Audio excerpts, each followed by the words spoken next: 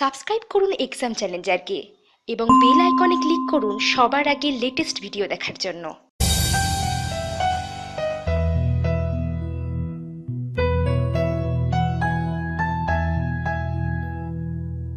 আজকে এই ভিডিওতে আমরা আলোচনা করব একটা ম্যাথ ট্রিক অথবা বলতে পারেন একটা অঙ্কের ম্যাজিক, যেটা আপনার বয়স গেস করে সঠিকভাবে বলে দেবে।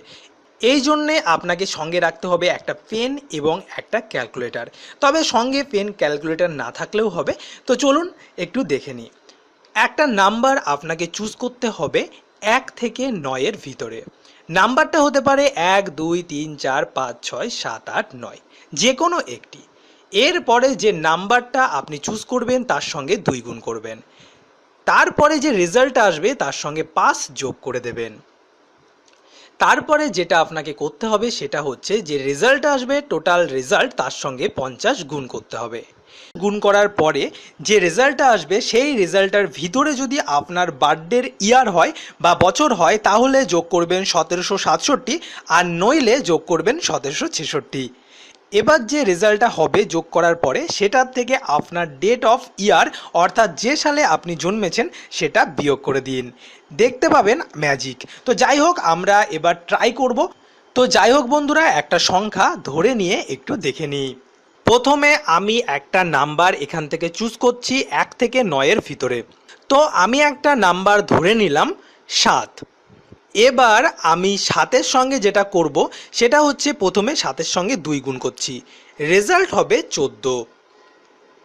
তারপরে যে 14 অ্যান্সার তার সঙ্গে 5 যোগ করব। তো এখন লিখছি 14 প্লাস 5 সমান হয়ে যাচ্ছে 19। এরপরে যেটা করব 19-এর সঙ্গে 50 গুণ করব, রেজাল্ট হবে 950। এই 950-এর ভিতরে আমার বার্থডে ইয়ার নেই, সুতরাং আমি অ্যাড করব 1766। তো 950-এর সঙ্গে 1766 অ্যাড করার পরে আমার হলো 2716। এবার এই 2716 থেকে আমার ডেট অফ বার্থ 1993 মাইনাস করে দিচ্ছি। এবার দেখব রেজাল্টটা কত হয়। রেজাল্ট হয়ে যাবে 723। এই যে প্রথমে যে 7টা দেখতে পাচ্ছেন এই সংখ্যাটা আমি মনে মনে ধরেছিলাম, আর এই যে 23 আপনারা দেখতে পাচ্ছেন এটা আমার এজ। এই অঙ্কটা খুবই মজার। যদি আপনারা না বুঝতে পারেন তাহলে আরও একবার ভালোভাবে দেখে নিন, এবং দেখে নেওয়ার পরে আপনার বন্ধুর সঙ্গে ট্রাই করতে পারেন এই ম্যাথামেটিক্সের ম্যাজিক।